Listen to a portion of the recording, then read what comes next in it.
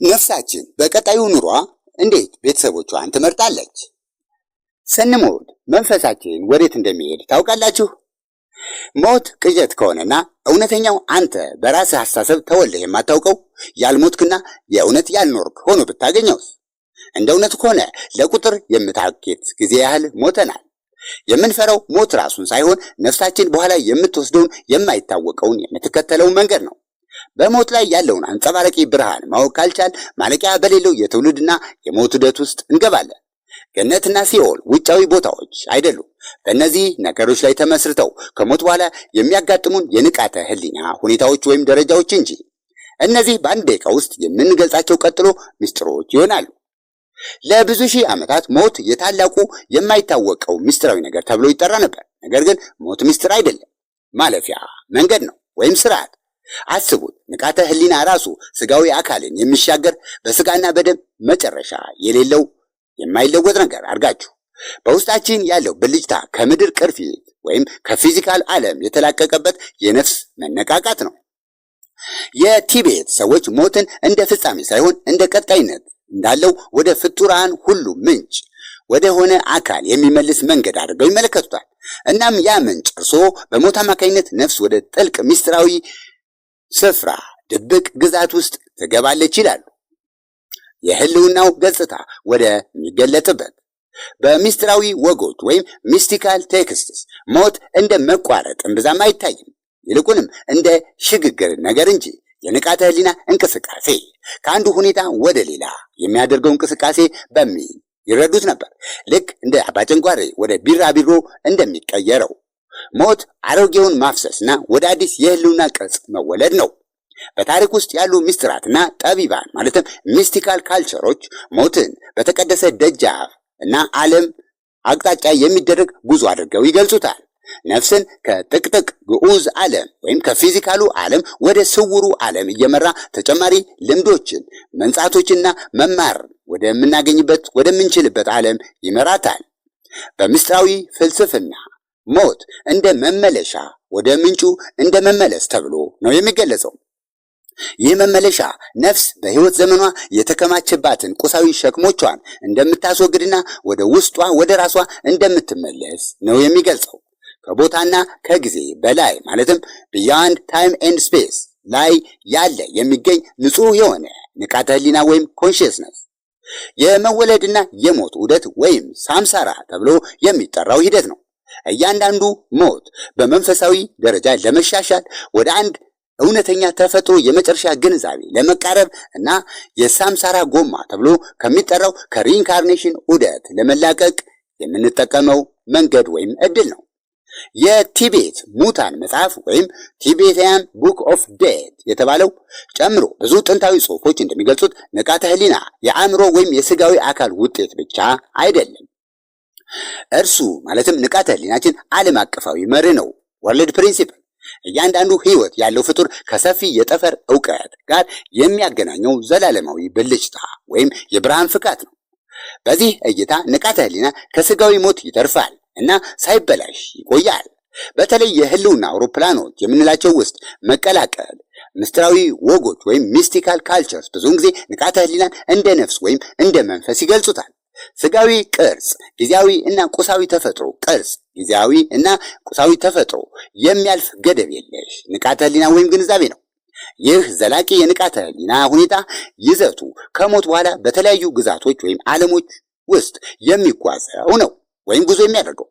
ሚስቲኮች ንቃተ ህሊና ማለቂያ የሌለው መስክ ወይም ፊልድ እንደሆነ ያምናሉ። እናም ህይወት ራሱ የዚህ መስክ መገለጫ ነው። ለጊዜው በአካላዊ ቅርጽ በመገኘት ይሉታል። የሞት ልምዱ ወይም ኤክስፒሪየንስ ኦፍ ዴዝ በቀላሉ ንቃተ ህሊና ከስጋዊ እስር ቤት ወደ ንጹህ መልክን እንደገና ብቅ ማለት ነው ይባላል። ግን ከሞት በኋላ ምን እንደሚሆን የማወቅ ዓላማው ምንድን ነው? ለጥንት ባህሎች ሞትን መረዳቱ ህይወትን እንደ መረዳት ያክል ወሳኝ ነበር።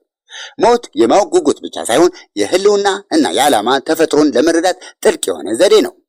የቲቤታውያን የሙታን መጽሐፍ ወይም ቡክ ኦፍ ዘ ዴድ ከሌሎች ምስጢራዊ ጽሑፎች ጋር ነፍስ ነፃ መውጣትን እንድታገኝ ለመርዳትና ከተጨማሪ የልደትና የሞት ዑደቶች ጋር የሚያቆራኙት የፍርሃት የመተሳሰርና የድንቁርና ወጥመዶችን ለማስወገድ የተነደፈ የሟች ሂደት መመሪያ ሆኖ ያገለግላል ይሉታል። በሞት ጊዜ ያለው አስተሳሰብ እና ንቃተ ህሊና ከነፍስ ወዲያ በሚደረገው ጉዞ ላይ ከፍተኛ ተጽዕኖ እንደሚያሳድር ስለሚታመን ለሞት መዘጋጀት አስፈላጊ እንደሆነ ይታመን ነበር። ስለ ሞት ግንዛቤን በመማር ግለሰቦች ከፍርሃት ነፃ መውጣት በሕይወትም ሆነ በድህረ ሕይወት መንፈሳዊ ጉዞን የሚያጎለብት ውስጣዊ ነፃነት እንዲያገኙ ያደርጋል። ባርዶ መካከል ማለት ነው። በቲቤት ምስጢራዊነት ማለትም ቲቤቲያን ሚስቲካል ካልቸር ባርዶ ማለት መካከለኛ ግዛት ወይም በግዛት መካከል ያለ እንደ ድልድይ ያለ ዓለም ነው። ባርዶ የሚያመለክተው ነፍስ ከሞት በኋላ ብቻ ሳይሆን በሌሎች የህይወት መሸጋገሪያ ጊዜያት ውስጥ የሚጓዙትን የተለያዩ የሽግግር ግዛቶችን ነው። እያንዳንዱ ባርዶ ለትራንስፎርሜሽን ለእድገትና ለመሻገር እንደ ዕድል ሆኖ ያገለግላል። ባርዶ የገደብ ቦታ ነው፣ ሊሚቴሽን አለው። የተለመደው የጊዜ የማንነትና የማቴሪያሊስቲክ ድንበሮች የሚገኙበት ነፍስ እውነታውን ከሰፊ ከጥልቅ እይታ አንጻር እንድትገነዘብ የሚያስችላት ቅጽበታዊ ሁኔታ ነው። የተለያዩ የባርዶ ግዛቶች አሉ። የቲቤታውያን የሙታን መጽሐፍ 6 የባርዶ ሁኔታዎችን ይዘረዝራል። እያንዳንዱም ልዩ የሆነ የልምድና የነጻነት ዕድሎችን ከሚያቀርብ የንቃተ ህሊና ደረጃ ጋር የተዛመደ ነው። የባርዶ ግዛቶች የመጀመሪያው ግዛት የዚህ ህይወት ተፈጥሯዊ ባርዶ ነው። ይህ በንቃተ ህይወታችን የባርዶ ልምድ ሲሆን ንቃተ ህሊናችንን እና የካርሚክ ቅጾችን ወይም ኢንፎርሜሽን በንቃት እየቀረጽን የምንኖርበት ነው። ይህ ደረጃ ለማካካሻ ከንቃተ ህሊናችን ጋር በቀጥታ በማሰላሰል በስነ ምግባር ኑሮና ኢቲካል ሊቪንግ እና በመገለል እንድንሰራ ስለሚያስችለን የባርዶ ግዛቶች ሁለተኛ ደረጃ የሚያሰቃየው ባርዶ ሞት ነው። ነፍስ ከስጋዊ አካል መለየት የምትጀምርበት ደረጃ ይሄ ነው። ይህ ባርዶ እያንዳንዱን አካል ምድር፣ ውሃ፣ እሳት፣ አየርና ጠፈር የሚሟማበት ወይም ዲሶልቭ የሚያደርግበት የነፍስ ጉዞ መጀመሪያን ያመላክታል። እናም ግለሰቡ ከአካላዊ ስሜቶች መራቅ ይጀምራል። ብዙ ጊዜ ፈታኝና ግራ የሚያጋባ ተብሎ የተገለጸው ኃይለኛ እይታ እና ስሜት የሚታይበት ጊዜ ወይም ዓለም ነው። የህይወት የመጨረሻዎቹ ጊዜያት ሲቃረቡ የቲቤታውያን ትምህርቶች የመፍረስን ጉዞ፣ አካልን፣ አእምሮና ራስን ቀስ በቀስ መገለጽን ይገልጻሉ። ይህ ሂደት እንደ በሮች ወይም እንደ ፖርታሎች ቅደም ተከተል ይከፈታል። እያንዳንዱም ይበልጥ ስውር የሆነ የግንዛቤ መስክ ይከፍታል። አካላዊ ሰውነት እየደበዘዘና ከኃይለኛው ኮር ጋር መላቀቅ ይጀምራል። እዚህ ላይ ሞት እንዲሁ ፍጻሜ ሳይሆን ጥልቅ ምስጢራዊ ምንባብ ነው። ጉዞው የሚጀምረው ምድር በውሃ ውስጥ በመሟሟት ነው። ሰውነት በአንድ ወቅት ጠንካራና የተረጋጋ አሁን ደካማነት ይሰማዋል። ሰውየው እየሰመጠ ወይም በቀስታ እየተጨመቀ ያህል ጥንካሬው እየተንሸራተተ ይሄዳል እና የክብደትና የስበት ስሜት ያንሰዋል። ይህ ክብደት ግን አካላዊ ብቻ አይደለም፣ ሁሌም ለሚያውቀው መረጋጋት የሰውነት ስንብት ነው። ውሃ ወደ እሳት ሲቀልጥ የሰውነት ፈሳሾች ይደርቃሉ እና እየጨመረ ያለው ጥማት የዚህ ውስጣዊ ድርቅ መጀመሩን ያሳያል። ሙቀት ከእጅ ከእግርና ከፊት መጥፋት ይጀምራል። ቀስ በቀስ ወደ ውስጥ ይመለሳል። ግለሰቡ ህይወት ራሷ እንደወጣች ወደ መሃል እየተጠጋች ያለች ያህል መደብዘዝ ሊሰማው ይችላል። ቀጥሎ እሳት ወደ አየር ይቀልጣል እና እዚህ ሙቀት ሙሉ በሙሉ ሰውነትን ለቆ ይወጣል። ቅዝቃዜ ይረጋጋል እና ከእርሱ ጋር ራዕይ አብሮ ሊመጣ ይችላል። በአእምሮ፣ አይን፣ ፊት የሚንሳፈፍ ብልጭ ድርግም የሚሉ መብራቶች፣ ብልጭታዎች ወይም የማይበረዙ ቅርጾች። የውስጣዊው እሳት የህይወት ፈጣሪን ራሱን አሳልፎ እየሰጠ ያለ ይመስላል። አየር ወደ ጠፈር እየደበዘዘ ሲሄድ መተንፈስ ጥልቀት የሌለው እንደ ሹክሹክታ ቀላል ይሆናል። ሐሳቦች እና ስሜቶች ይንጠባጠባሉ። ነፍስ በሌለበት ቀን እንደ ቅጠል ተበታት ነው። በእነዚህ ጊዜያት አእምሮ ሰፊ ባዶነት፣ ሁሉን አቀፍ ጸጥታ ይሰማዋል። ግንዛቤዎች እየደበዘዙ ሲሄዱ ራስ ቀስ በቀስ ወደማይታወቅ ነገር እየቀለጠ ያለ ያክል ወሰን የለሽ የቦታ ስሜት ስፋት ይሰማዋል። በመጨረሻም ቦታ ወደ ንጹህ ንቃተ ህሊና ይሟሟል እና የቀረው ሁሉ ግንዛቤ፣ እርቃና እና ወሰን የለሽነት ነው። ይህ ንቃተ ህሊና ከአካል ከአእምሮና ከማንነት ነፃ የወጣ እንደ አንጸባራቂ መገኘት ወይም ኤግዚስታንስ የሚገለጽ ነው። ከቅርጽ በላይ ወደ ሆነው ግዛት መግቢያ፣ የመጨረሻው ውድ መግቢያ ነው። የቲቤት ጥበብ ይህን ጊዜ ቅዱስ እንደሆነ ያስተምረናል። ንቃተ ህሊናው እውነተኛ ተፈጥሮውን ብሩህና ሰፊውን የሚያውቅበት ደጃፍ ነው። በእነዚህ ትምህርቶች ለሰለጠኑ ሰዎች ሞት አይፈራም፣ ነገር ግን በጥልቅ አክብሮት ለነጻነት ዕድል ያቀርባል። በእነዚህ አላፊ ጊዜዎች ውስጥ አንድ ሰው የንጹህ ግንዛቤ ብርሃንን ሊያውቅ ከቻለ እንደገና መወለድና መከራን ማለፍ ይችላሉ። ማለቂያ በሌለው ጥልቅ ሰላም እየመጣ ነው።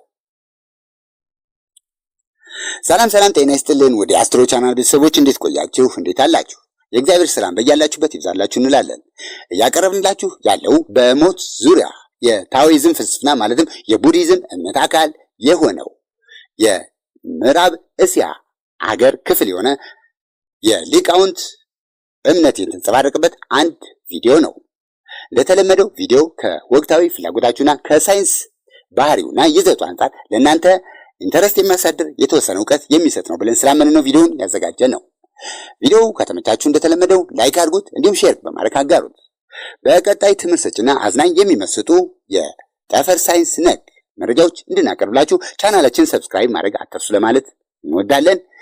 መልካም ቆይታ ከቀሪው የቪዲዮአችን ክፍል ጋር። ይህ የመጨረሻው ንባብ ወይም ጽሑፋችን ነው።